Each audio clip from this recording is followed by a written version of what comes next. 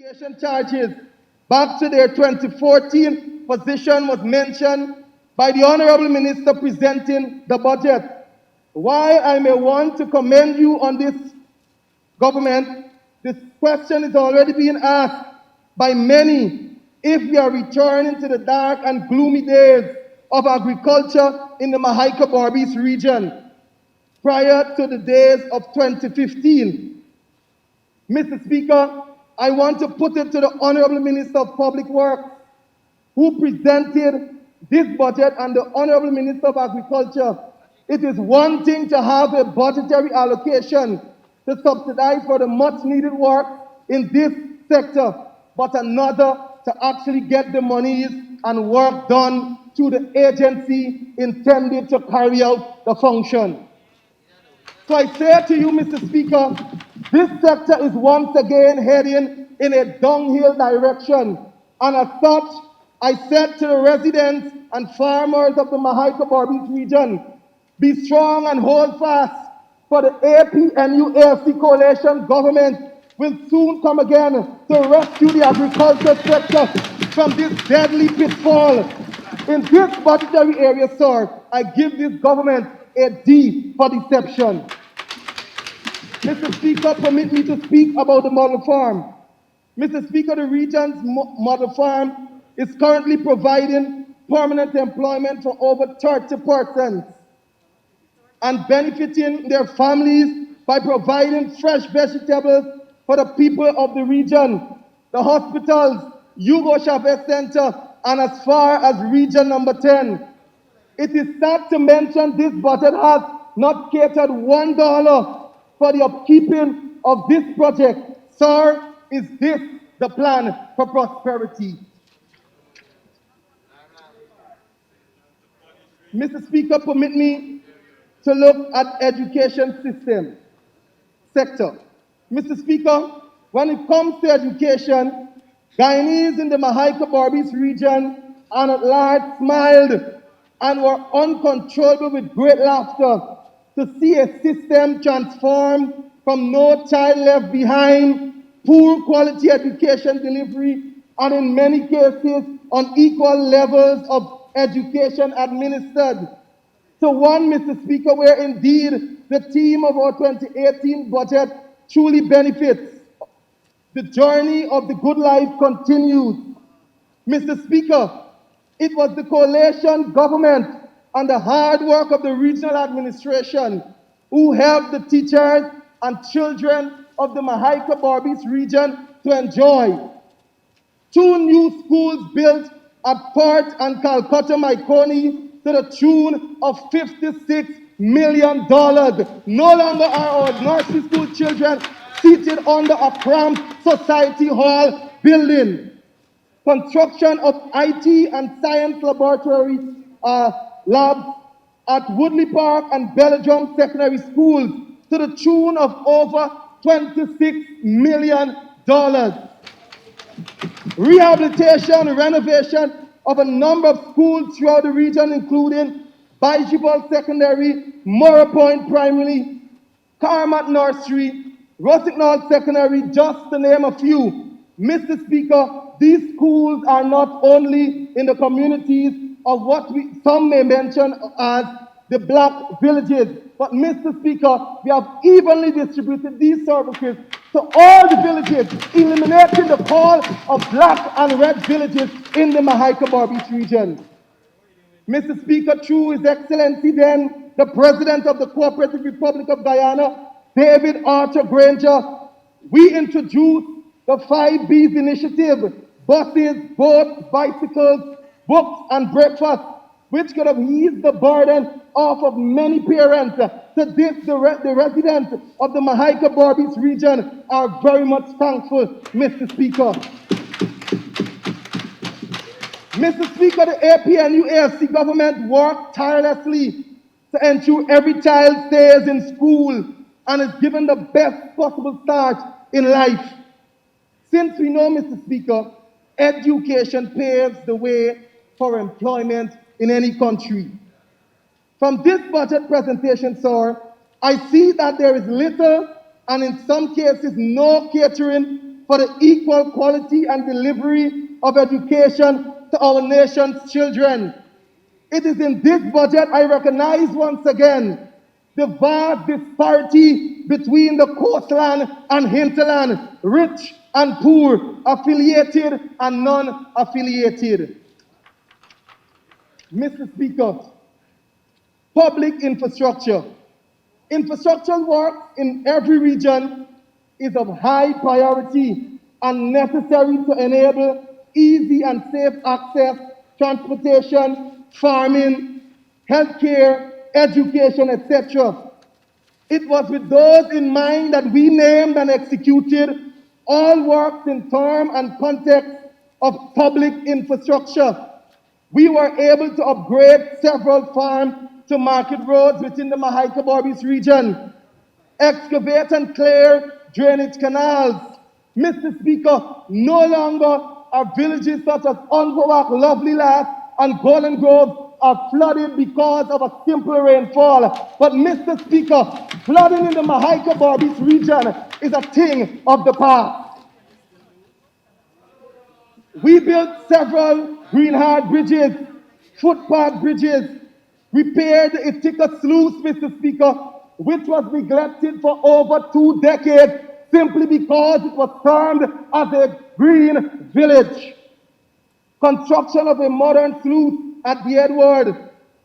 We built approximately 18 bus sheds and installed hundreds of street lights across the Mahaica-Borbis region so as to enhance security and enable the old and the school children to be properly sheltered during the harsh weather conditions. In public security, Mr. Speaker, out of the abundance of careful consideration and proper management, the APNU+AFC government, through the Ministry of Public Security, developed and implemented a new security management system. This is known as the Regional Management System, against what we had, the Divisional Management System. It is with this system, sir, that we recognize the management of the Guyana Police Force and the safety of the citizenry, as it has proven to be most effective and efficient. In this system, we have seen reduction in crimes, accidents, and the ability of direct supervision and command of each region, just to mention a few. Sir, the Mahaica-Borbis region was plunged into mourning on the 6th of September 2020 after the gruesome murder of the 2 Henry boys and later Harris Singh. Subsequent to the first 2 murders, protests erupted throughout the west coast of Borbis and Maikoni. We received reports which suggest that police was given instructions to shoot at a young woman in a green dress who was standing on a bridge and fire pellets on this young woman. Honorable Roopson Ben, how do you explain this to the National Assembly? I guess it will be those who are never the orders. I call on the police to be professional in executing their duties, since we now have a number of persons nursing wounds after being shot at in their yards and in the streets. For this, I give this government a M, that is for murder. Mr. Speaker, allow me to look at housing and water. Honorable member, before you look at housing, you will have to get an extension. But I want to remind you about our standing orders with respect to imputing motive and your words with respect to the police and understanding. These things have to be factual. I raise that as a point of caution. I now take the motion for the extension to conclude. Thank you, Comrade Speaker. I do hereby move that the honourable member be given 5 minutes to conclude his presentation. Thank you very much. And for the honourable member, it's section 41, standing order 41, subsection 6. You may conclude, Honorable Member. Thank you, Mr. Speaker. In a drive to meet the demands of the populace for housing and land, the coalition government, through the Ministry of Communities, distributed over 684 house lots in the space of 4 months in the Mahaika-Barbies region, namely in Hope, Experiment, and Bath Settlement. Now the talk of this government is to take back those lands which are already in existence. Is this the true plan for prosperity? Sir, the water sector has indeed triumphed during the governing of the coalition, since the residents of the Mahaika Barbies now stand to benefit from 24 hours water supply from Ithaca to Mahaika across 13 well stations and 1 water treatment plant. Safe potable water with the introduction of water treatment agent sequence as a consequence of the astute leadership of the then managing director, Dr. Richard Van West Charles. Over 2,400 residents have benefited as first-time recipients of potable water in areas such as Underneaming, Ithaca, Washcliffe, Myconi, Trafalgar, etc. Mr. Speaker, under sports, culture, and development, youth development, Mr. Speaker, the young people, the middle-aged, and senior citizens are ecstatic at the development in the sector of sports. Youth are now engaged in meaningful activities thanks to the promise and delivery of the coalition government. We have seen several grounds being enhanced, rehabilitated, and lit for the first time, namely Paradise, Trafalgar, Hopetown, Cotton Tree, Bath Settlement, Lovely Lass, Central Myconi, Calcutta, and Rossignol. As I conclude, Mr. Speaker, the purpose of this budget, or the purpose of a budget, is to improve the quality of life of the people, not just a few in selected communities. It is the right of every Guyanese to know how monies are allocated and to be beneficiaries from every area of service.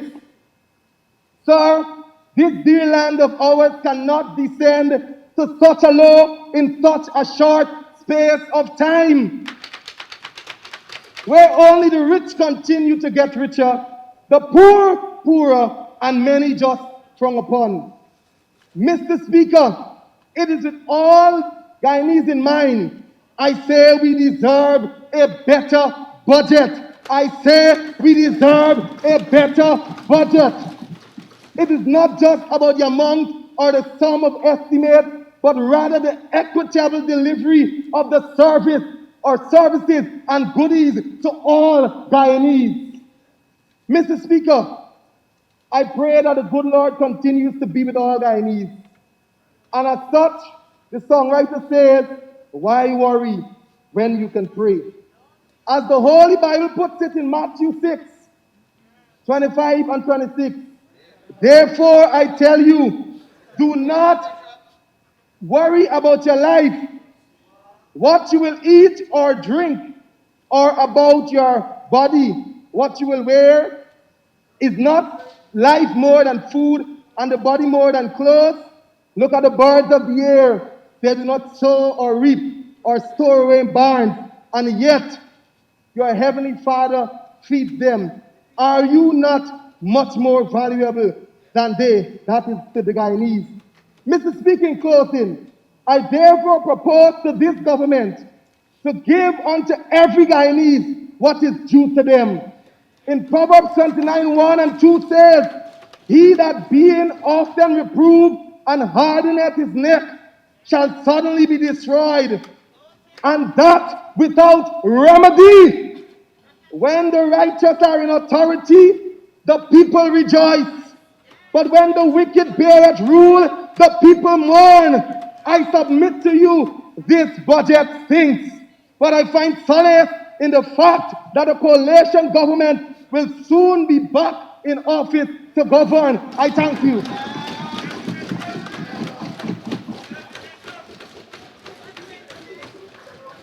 Thank you, Honorable Member Vinceroy Jordan. Honorable Member Mr. Faisal Jafar Ali.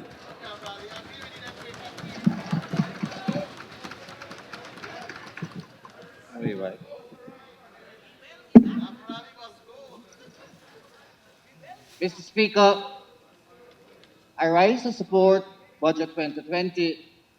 I would like to congratulate the Honourable Minister and the staff of Ministry of Finance for a well-crafted budget.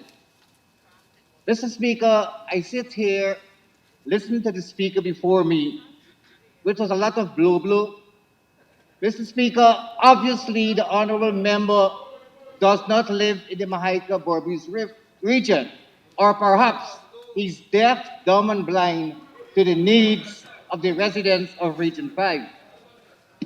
Mr. Speaker, Mr. Speaker, Mr. Speaker, the language used in the honorable member is referring to the honorable members dumb, deaf, and blind. That can't be parliamentary language. Mr. Speaker, Honorable Member, proceed, Mr. Jafar Ali. Mr. Speaker, allow me to join the thousands of Guyanese in expressing our sympathy to the Hendricks family and the Sings family for the heinous crime that was committed on those youngsters.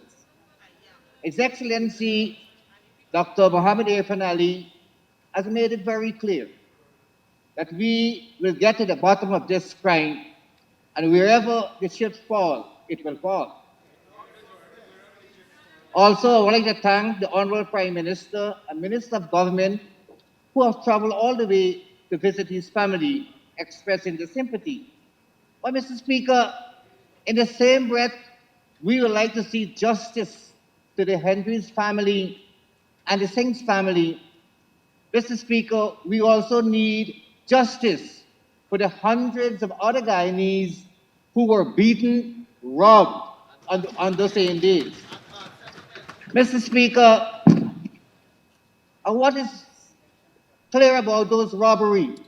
The opposition thieving machinery was in full swing. And the Honourable Member himself was part of those protests, encouraging thievery, beating, and burning of people's vehicles. Mr. Speaker, Mr. Speaker, could the honorable member please provide the evidence